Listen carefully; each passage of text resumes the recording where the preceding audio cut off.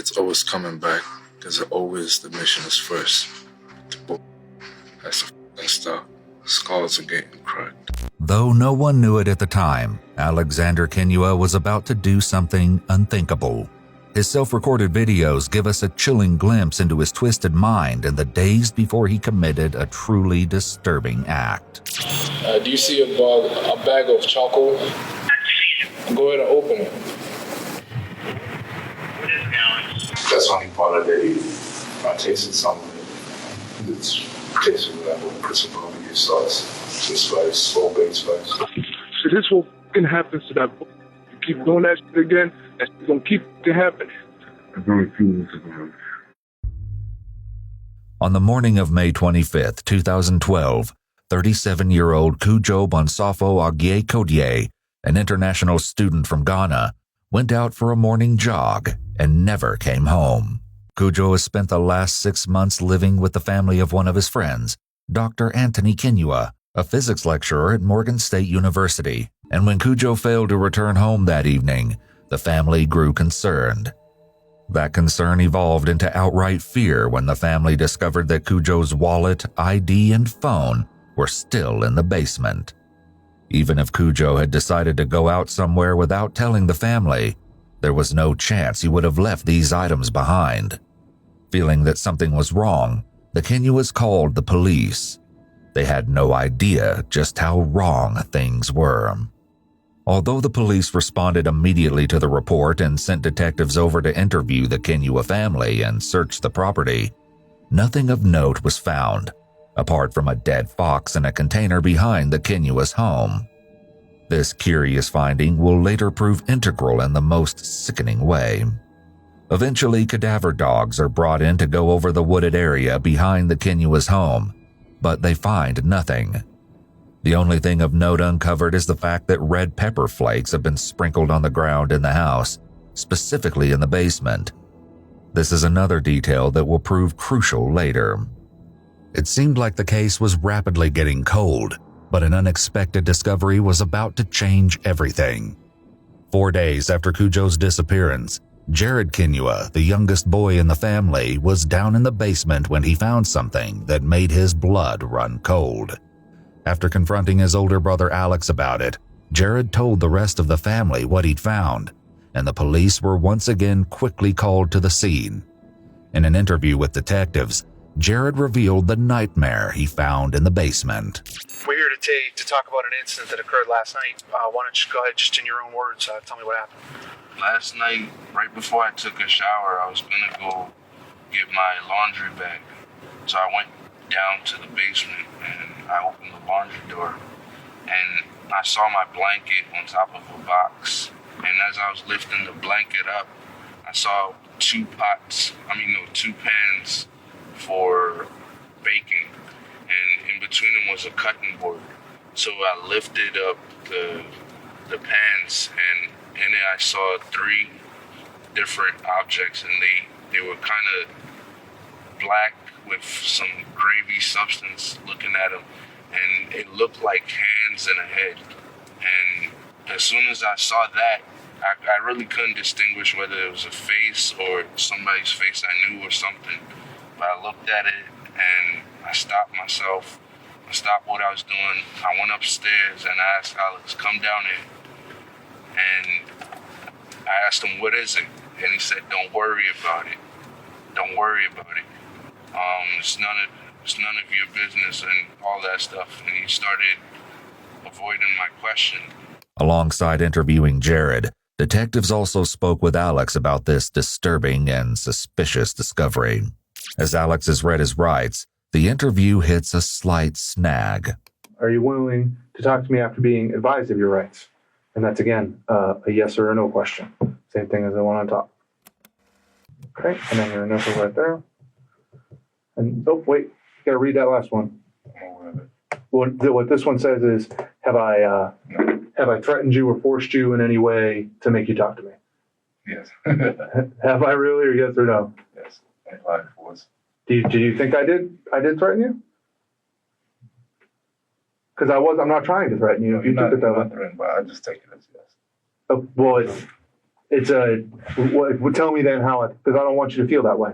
So if you feel that way, I want to make sure you know that I'm not threatening you and I'm not trying to scare you or anything like that. I'm in a confined room in an undisclosed location with behind a locked door with a CCTV TV. The door's not locked? Detectives, I don't know. I'm threatened right now. Okay, well, let me make you feel a bit better then. The door is not locked, okay? I feel threatened. Well, I'm explaining to you, okay? We're not in an undisclosed location. We're in Forest Hill. It's about 20 minutes from where you live, okay? It's an industrial park. And the door's not locked, and I am not armed. I don't have a gun on me at all. You can see right there. And neither does that detective. Though there are different policies, it's typically recommended that officers aren't armed in the interrogation room. It helps calm the person being interviewed and prevents them from saying they were threatened or they were scared because the officer was armed. As well, officers don't want to wear a gun in order to lower the chance that someone takes it from them. Your minds are weapons, though. Well, I can't take my mind away. But there's no guns in here. No one wants to threaten you. Okay, so you understand I'm not trying to threaten you? Right. Okay. I'll sign it. Okay. Less than 10 minutes into the interview, and Alex is already handling this differently than most people in this situation would. But is this strange behavior an indication that he knows something about Cujo's disappearance? Can you tell me what happened tonight? Yes, last week I collected a jackal or fox. It was like roadkill. And usually I trap animals. That's what sometimes I can catch, sometimes a jackal. But this morning I saw it's like a wild dog. I can give you a description for I'm not saying a wild dog, it's like a coyote type. Like they have fur on it. Maybe it had like less than an inch of it fur. But my cat was outside and I just happened to be upstairs looking outside and I seen a coyote. So I figured, you know what? I remember catching that fox that was roadkill. So I figured let me gut it up and, try and catch it. Alex continues to ramble about the wild dog for several minutes, derailing the conversation and giving the officers a lot of seemingly useless information. But there's actually a sneaky reason he's done this. You realize what your brother thought, though, right, or thinks. He thinks that it's pieces of Cujo is what he thought. Oh my goodness. Did you realize he thought that? Or you didn't realize so I just said so? He said that he saw it was something that was blacking him, like he couldn't really describe it, and he said he wasn't sure. And he mentioned it to my father and mother. Okay. Nothing but no human skull. Human what now? Skull, like human parts or anything. Because he said there was a head, and I said there's a jackal head right there. The coyote forks, and the paws and the inside. I couldn't bring the intestines in because they're already eaten. Right. So it's just parts of it. And besides, I wanted to skin it, try to make like a dream catcher. Were they parts of Cujo? No. The dogs that came out today, they were searching and everything. I'm sure they'd have picked the scent, Alex is incredibly confident when he uses the cadaver dogs to assert his innocence. But why is he so sure the dogs won't pick up a scent in the basement? One obvious explanation actually has to do with the red pepper flakes that were found scattered throughout the floor of the basement. It's a commonly believed yet disproven myth that red pepper flakes can fool cadaver dogs into not smelling human remains.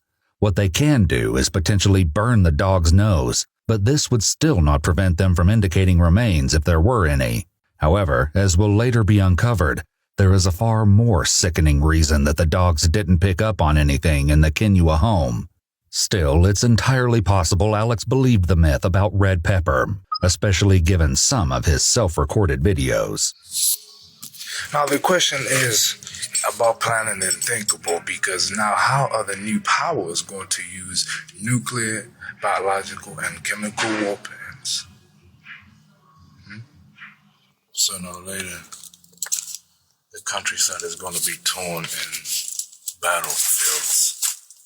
It already is in battlefields. It's slowly erupting. Protect your neck. Nobody is safe, no matter where you are. It could be even in your own room. It could be even in your own school. It could be in anywhere. But why would your brother think there were human parts? Because he's been around animals. He said you guys used to cut up animals back on the farm or something like that. We've cut up goats not far from here, no. But he seems to think that what he saw tonight were human parts as opposed to animal. Well, I showed him the carcass that I actually had, so He's just confused, you think? I would say he's confused. He's very smart. Alex quickly steals a glance at the detectives after saying this, potentially trying to measure their reaction to his self-contradictory response. With Alex adamantly sticking to his story about the cut-up animal parts, detectives decide to switch gears. You know where Cujo's at? After he mentioned his case, because I remember several years ago, he had a charge. I think it was something on I don't know the details specific. That's the only details I don't know of this case, and he never spoke about it even when he went to immigration. Alex's rambling can also be seen many times throughout his strange and disturbing vlogs. The sun in the sky. The sun is very powerful. Energy, the solar flares it can deliver to this planet itself. It can knock out every electronics, every mechanical, electromechanical apparatuses around the world, even in the sky itself. Airplanes will not fly. Cell phone towers knocked out. In an attempt to deal with Alex's knack for rambling, the detectives decide to be direct with him. Yes, did you kill Cujo? No. Did you cut him up? No. Because you're interested to see what you said you dissect these things surgically, did you? No. I've seen morticians do that. Right. I mean, Not in do you person. ever have curiosity to do it yourself? No. My curiosity does not extend that far. I've been exposed to body parts at an early age. I've seen people's brains blown out. I've seen people dead and everything. Whatever. Where is that? You know about shockumentaries? Oh. On TV, you're saying?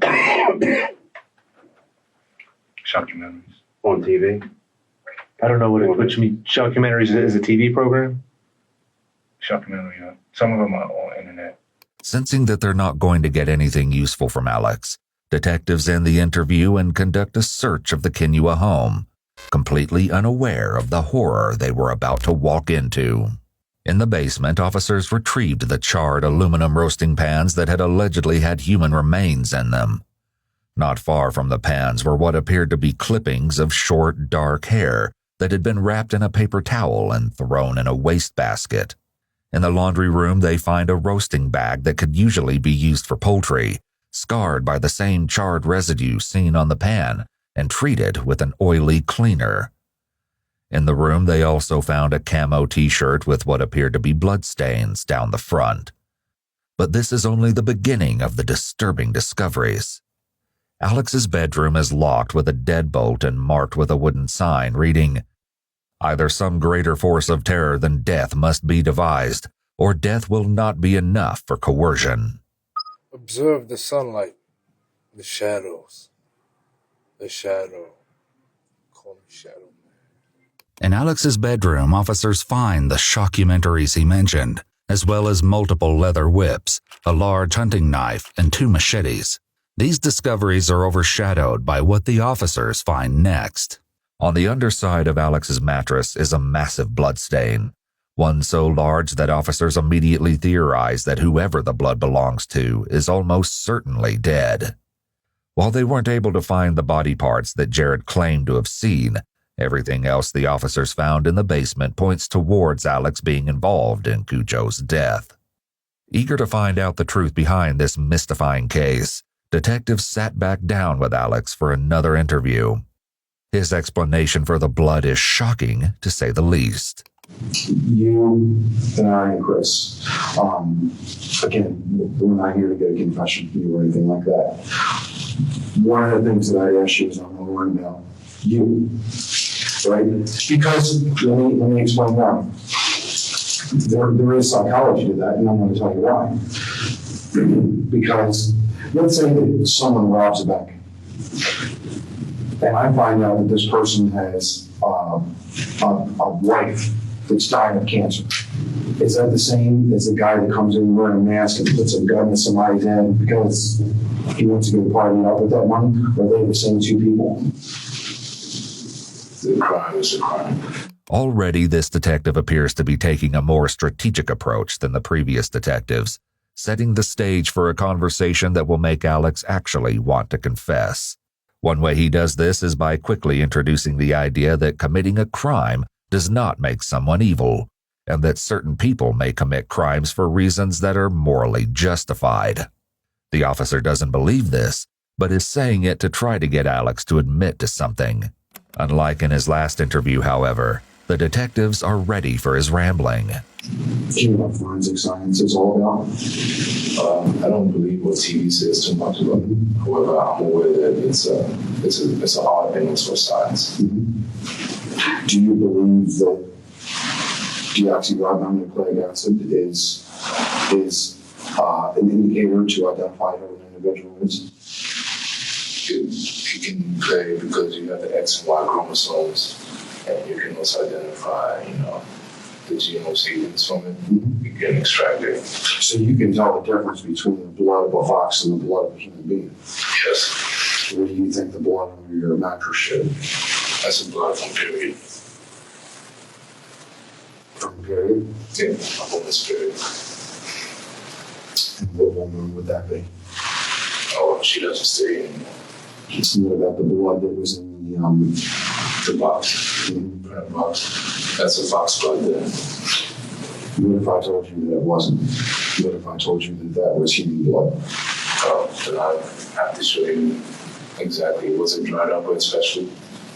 There's a little bit of both. Then either that was planted there because I did have the fox there when my father saw me there. Mm-hmm. He told me to take that out of the house with my knowledge. So we take it out because it was kind of small. So I took it out.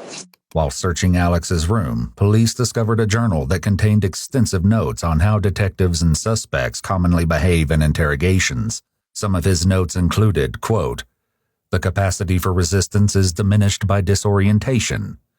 The end of an interrogation should be planned before questioning starts. The kinds of questions asked, the methods employed, and even the goals sought may be shaped by what will happen when the end is reached. The poorest interrogations are those that trail off into an inconclusive nothingness. The successful interrogation of a strongly resistant source ordinarily involves two key processes: the calculated regression of the interrogatee and the progression of an acceptable rationalization.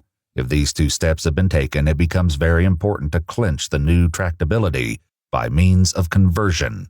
In other words, a subject who has finally divulged the information sought, and who is given a reason for divulging which saves his self-esteem, his conscience, or both, will often be in a mood to take the final step of accepting the interrogator's values. His journal could explain in part why Alex keeps derailing the officer's questions.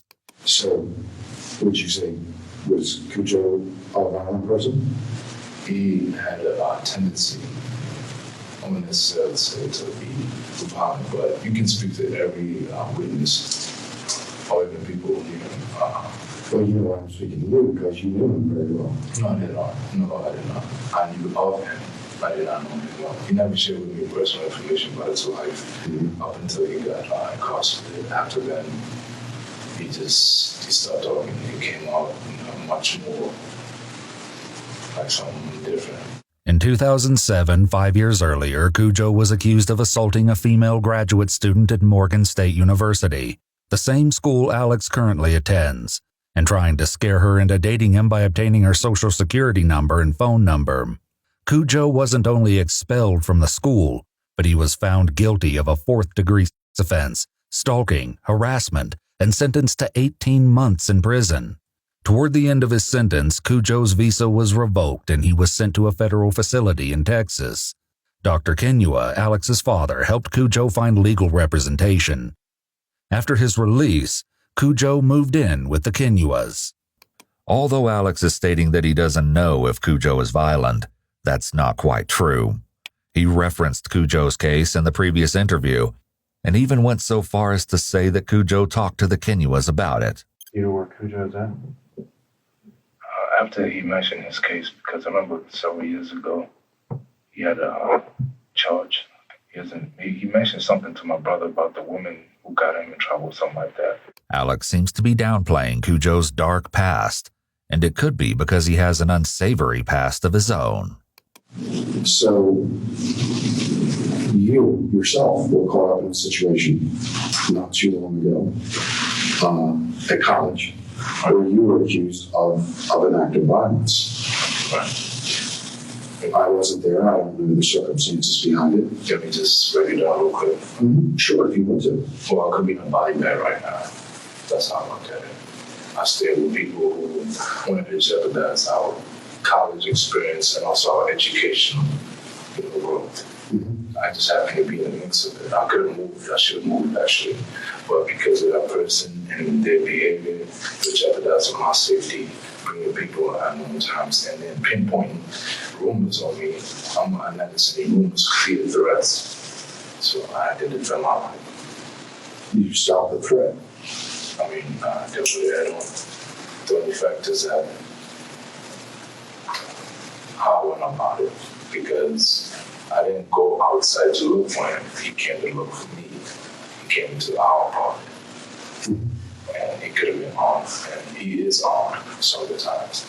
So your perception is you stopped the threat. He was a threat, and you had to stop that threat.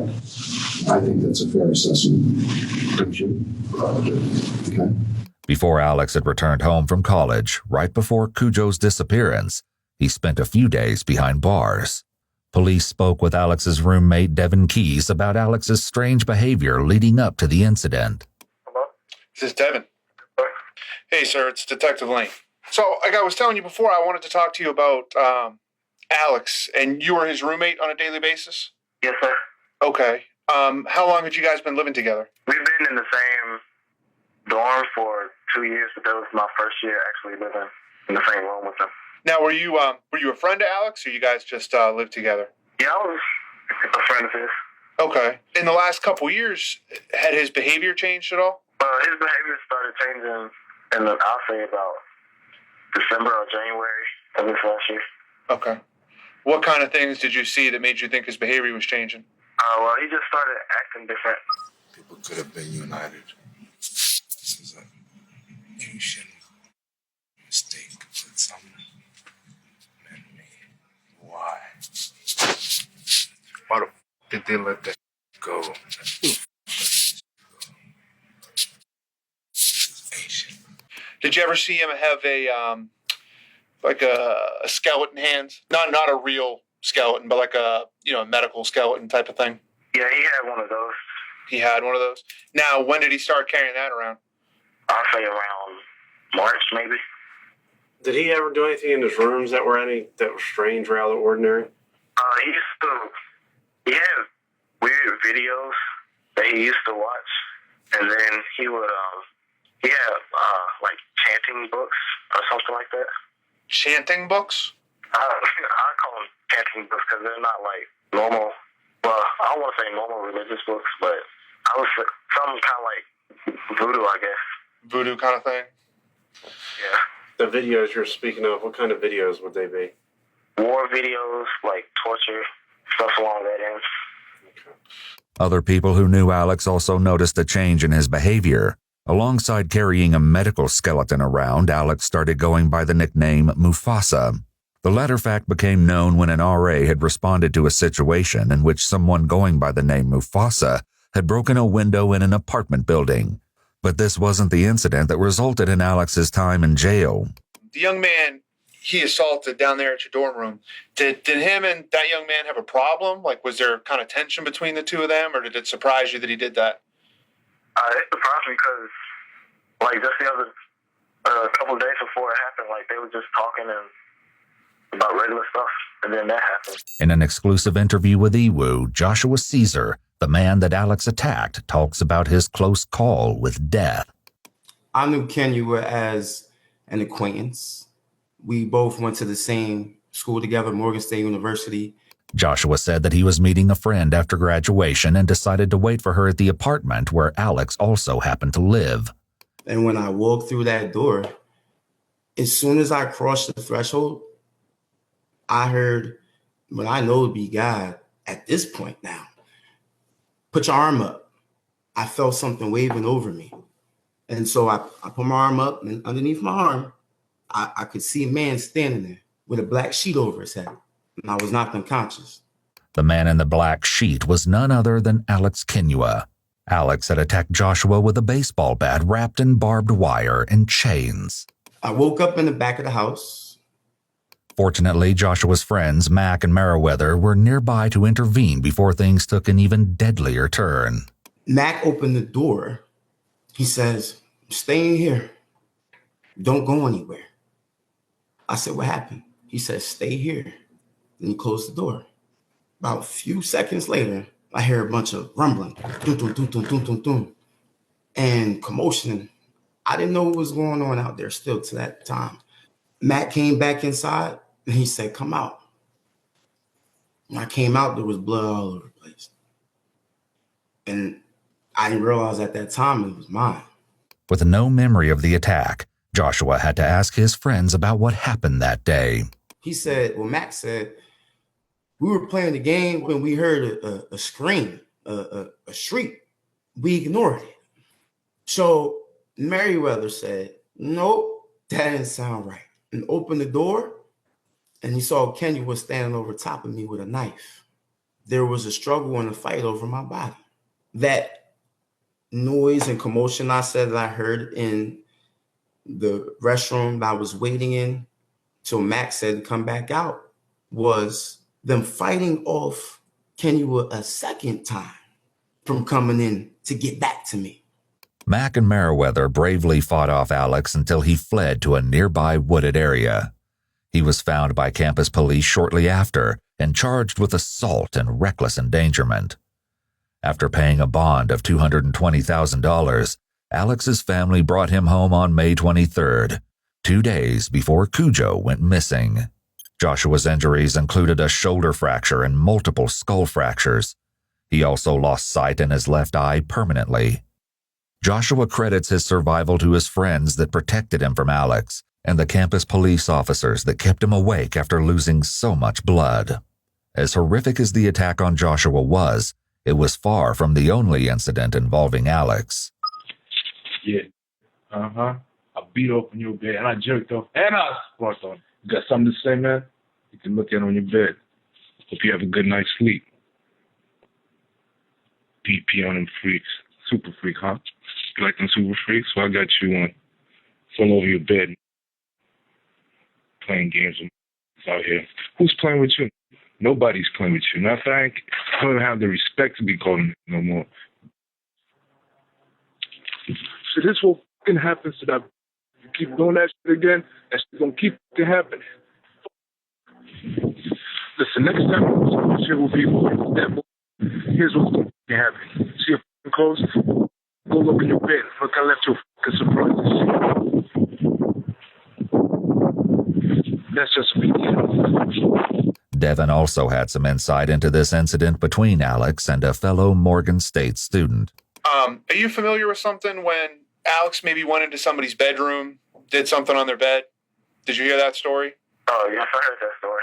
Okay, who told you about that, Alex or somebody else? He told me. And what did he tell you? He said that somebody disrespected him, so he disrespected them every time. And did he tell you what he did?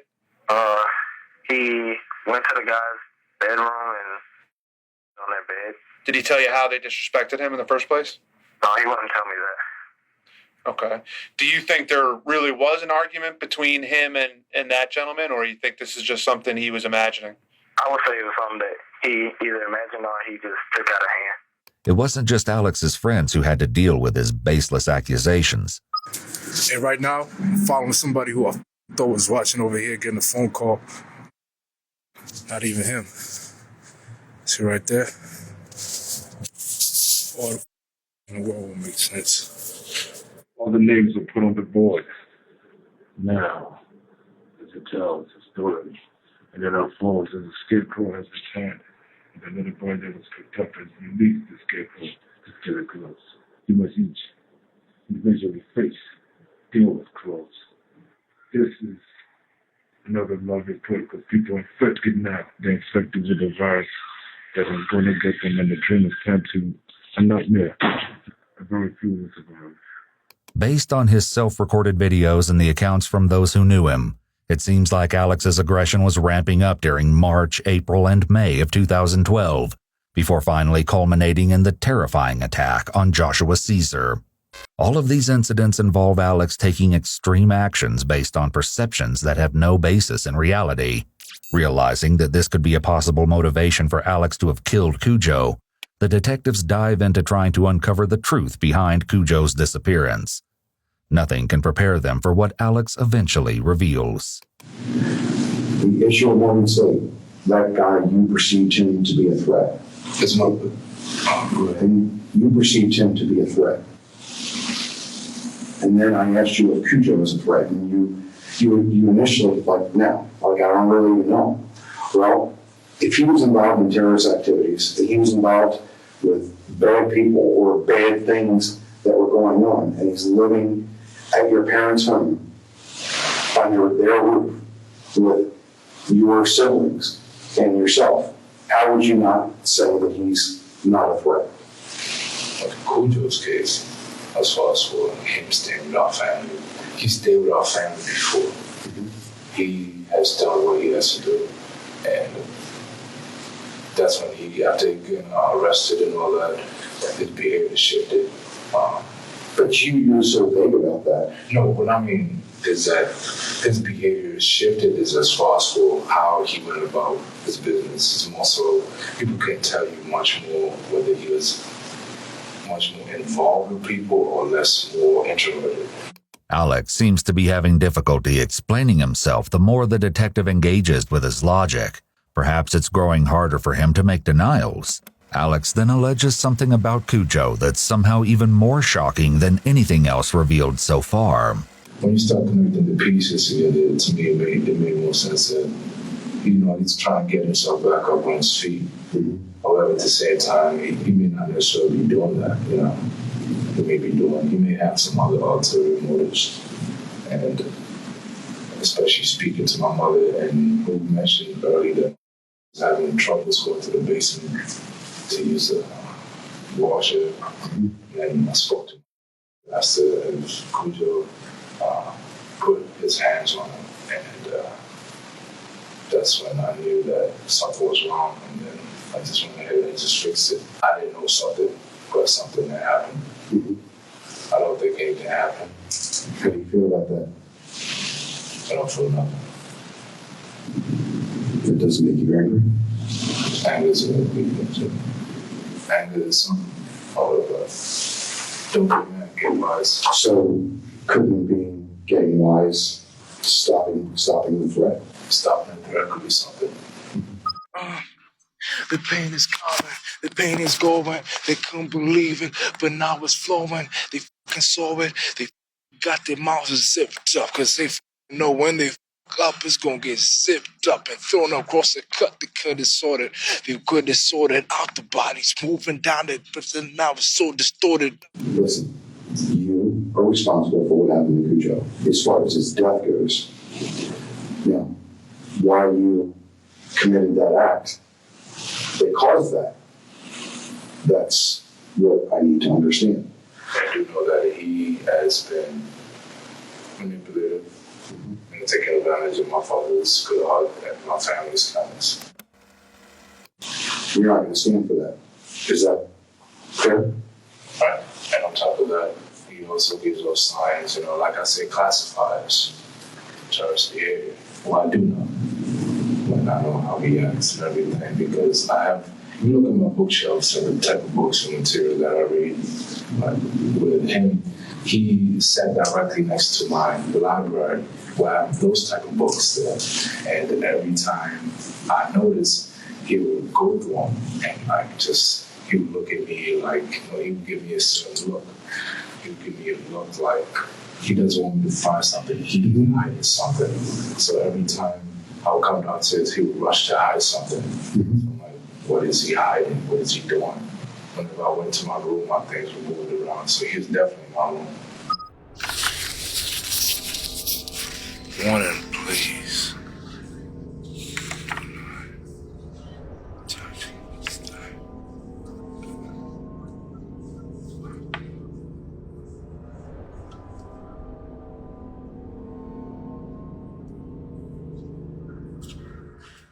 Tell me what it was that put it over the top where you said, this is it. I asked him as Cujo put his hands on me. Thought about it or dreamt about it. So, was this something that you planned, or was it fairly imminent when you confronted him?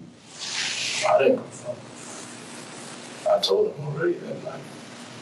Tell me, I mean, what did you say? I spoke to him briefly. We arranged my side of the room. Made him take all his shit to one corner, put all my stuff there, fix up everything.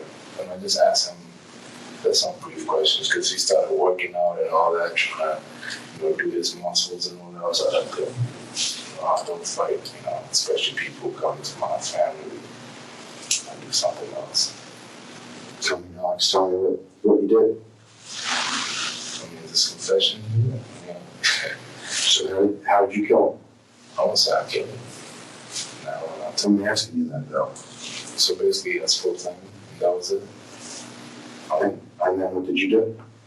After speaking to him, Did you hit him with a hatchet? Did you hit him with a pipe? I won't go into detail. Life is terrible. But It could be even more terrible. My family, I could be burning my family right now. With this proclamation, Alex has fully admitted that he believes he killed Cujo in order to protect his family. I only know the truth. So again, you're a logical, well-thought man, right? Who was there when you took his life? Just you and him? Because he can't talk. Just as the detectives start to make progress, things take a turn for the bizarre. I talk to dead people. Well, right now, I'm not interested in talking to anyone dead. I'm only interested in one person, and that's Alex. That's my only interest. Whether or not Alex genuinely believes that he can somehow communicate with the dead, the phrasing and tone of his retort, as well as the fact that he's bringing this up unprompted in a serious murder investigation, arguably betrays his intent to be defiant. He doesn't want to roll over just yet. Detectives have to once again do their best to get him on track. But clearly you perceive Cujo as a threat to your family. There was a point in time where a decision is made by you that this has got to stop. This is going to end right here. Here's two things I don't know. Is it something that was a spontaneous because of something that he did? Or is this something that you said, this is how I'm going to fix this problem? It wasn't spontaneous. I look at it as Cujo, when he started doing the things he did, started moving from house to house, and I knew that something was up. And his personality, just based on his character analysis that I was conducting, I was like, something's about to go, and I knew it was either my family, period. He got to go. And I just played some music and went to work. I know what you mean by you went to work, but I need you to explain to me how you went to work. I'll give you that with a cigarette and a tape recorder. After hours of grueling investigation and interrogations, Alex is finally willing to give up the details of this crime. However, no one was prepared for the depths of his depravity, nor the stomach-churning reality of what happened to Cujo Codier. It seems the officers take Alex outside for a cigarette and continue recording the audio of his disturbing confession. Where did Cujo want to go? You're not going to find his body, but Can you tell me? I can direct you to one. Okay, where is it? It's right under your nose. Not at the police station, I hope. No. Okay, where? Well, one is in my stomach, but Is it in your what? In your stomach?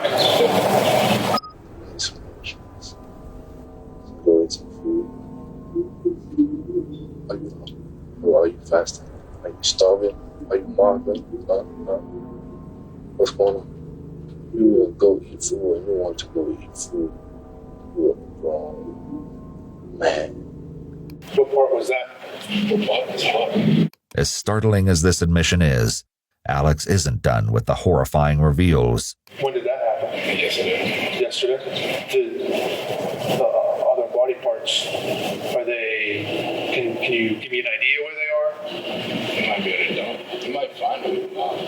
Did you put them in the rest of the body? What? Is it the rest of the body itself? Or did you just cut out certain parts? Or? So that's dissected. That's dissected? So I mean, what charges am I facing right now? I mean, I'm already facing 30 years. So, what charges am I facing? What charges will you be facing? Well, from what you're telling me, you took his life, yes? Okay. So I'm asking. I know it was rhetorical. I shouldn't have said that. Did you take his life? I mean, he's not in existence. Okay. I could have helped him fake his death. Well, obviously, that would be murder charges. I mean, you're a smart guy. I mean, you know what they're basically going to be. Let me what's over. If you can tell me, are there pieces of Cujo in and around in or around your house? Excuse me. Is that a yes? You looking for his head? Yes. Well, his head is taken care of. Is it in the? How is it taken care of? Can you tell me any more than that? His head is. Do you have anybody at the house right now? Mm-hmm. Can you get him on the phone? Sure. Through the phone, Alex guides the officer to his gruesome leftovers. Okay, go to the dining room. Okay, there's a big cabinet, a white cabinet that has like glass shelves on it.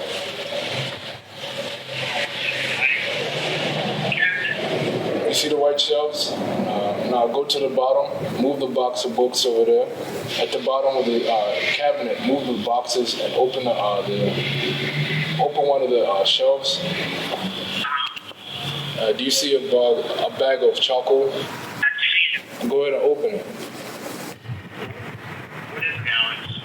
Do you see it? Yeah, got it. Okay. What is this inside the bag? What exactly? Is that what we're looking for? That's the only part. That's the only part.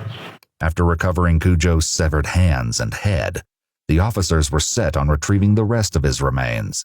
Alex revealed that he disposed of it in the dumpster of a nearby church and went so far as to brag that the chances of recovering it were slim to none. However, when officers investigated the dumpster for themselves, they discovered 2 duffel bags inside, infested with maggots. As they tried to remove one of the bags, it tore, and the officers were forced to watch in silent horror as Cujo's torso slid out and hit the pavement. Just wanted to, before we were outside talking, Alex was telling me, I'm just going to put the same report right on the table, okay, Alex? Sure. Alex, if you can, since Tom wasn't sitting here just a second ago, just run through that with what you were telling the other detective. Alex begins eagerly recounting a story so disgusting and despicable, it far outshines everything the detectives have learned thus far. Alex no longer has anything to hide, and as a consequence, he finally discusses in detail what happened the night he slaughtered Cujo. And it's more horrifying than anyone imagined. It's that night, after everything took place. We didn't argue anything, but I did tell him, I'm not going to speak about anything like cannibalism, It was more so about him being, I asked him if he knows about cannibals, and he said he's heard of them and he'd find out. So I asked him, is he ready to die? And he's like, no, he's not ready to die. So, too bad you make the angel of death. And then what did you do, Alex?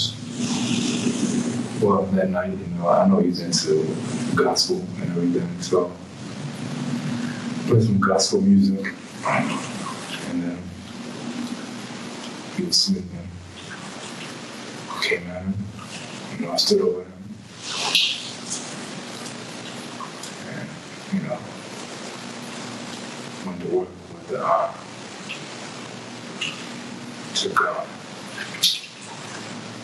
took the axe. Just went to work on his head. And hit him about twice. And after that, I let him bleed out. And then took his heart out. After I took his heart out, got my knife, cut him off. This complete lack of emotion is deeply disturbing, but then again, not quite as disturbing as his choice to play Cujo's favorite music while butchering him. Was he trying to give Cujo a final moment of peace before his execution? Or was he mocking his victim before sending him to his grave? Regardless, this sick preparation must have given Alex time to pause, to reconsider his actions, or even to selfishly consider that his next act would alter the course of his own life for good. But given that he chose to stand over Cujo in these moments, it seems more likely that Alex enjoyed this part of the process as well. He then proceeded to swing the same long-handle axe he used to cut trees into Cujo's face, then cut him up the way he would the animals he trapped in his backyard. How did you get the parts outside? Just walk. I mean, did you put them in anything? Wrapped them up in a bag. And took him where? To the church. Any particular reason behind the church? I mean, is there any particular reason that you did that? Symbolic. There was an issue with your brother. Finding some things, tell me about that. He found what he found. He doesn't know, so. Well, he's smart enough. Like you, I mean, he's smart.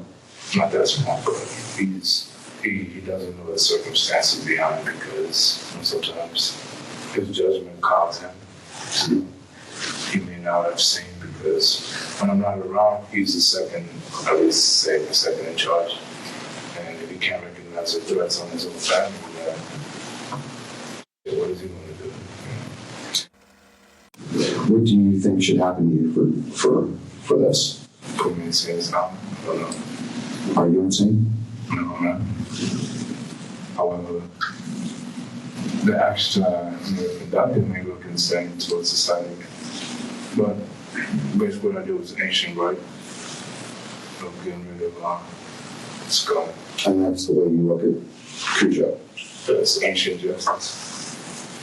Though Alex may be basking in his crime, he seems lucid and afraid of punishment enough to minimize his own sentence by recommending he be remanded to a psychiatric facility. Even with everything he's revealed so far, Alex still had one last sickening detail to share. And again, I'm just trying to understand this was totally symbolic on your part. You're cooking its head and hands. You removed the sands from his body so that they could not touch anyone anymore. I guess his head disgusted you, and you wanted to deform the head, cook away the hands, eat some of them,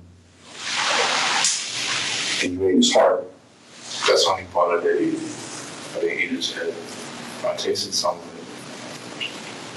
It's tasted like I would put some barbecue sauce. Did you use some barbecue sauce? It's just spice, whole baked spice, whole baked some sea salt. How do you feel now? Just as it's that's not good. As sickening as this reveal is, it also could potentially answer one of the remaining questions. The police brought cadaver dogs to the Kinua home, and they did not indicate that there were any human remains. And yet, Alex had butchered and eaten parts of Cujo in the home, and he had a blood-covered mattress in his room. The reason the dogs didn't pick up on the scent could be due to the dog's training and experience, as well as the training and expertise of the handler. If a dog is not well trained, or if the dog is being used in a situation for which it is not trained, such as live detection versus human remains detection, the dog is likely to fail. It's also important to note that by cooking and seasoning the body parts, much of the scent of the remains was destroyed. The dogs look for things like skin cells, and cooking would destroy them, potentially throwing off the dog's ability to detect the remains. However, alone, spices and cooking will not prevent a properly trained dog and handler team from finding human remains. After nearly 6 hours total of interrogation, detectives may just now be meeting the real Alex Kenua. I mean, this is what we have done thousands of times, millions of times.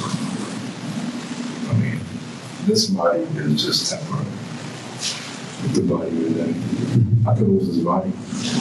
I can't afford to lose my family's body, so It's a beautiful day outside. It's a very beautiful day. I'm in here. No matter what the mission, it's always coming back. There's always the mission is first. That's so skulls are getting cracked. No. Skulls are getting extracted. Their brains are getting extracted. You know what happens when skulls get extracted? Their brains get sucked out, their noses. When I'm gone, please believe the whole recording. Following his confession, Alexander Kenua was charged with first-degree murder and weapon carrying. Prior to a trial, he was diagnosed with paranoid schizophrenia, and in August of 2013, he pleaded guilty but not criminally responsible. He was then indefinitely remanded to a state psychiatric facility. Though he was deemed unfit to stand trial, it is possible that he could be deemed competent in the future. Alex also pleaded guilty but not criminally responsible for the assault of Joshua Caesar.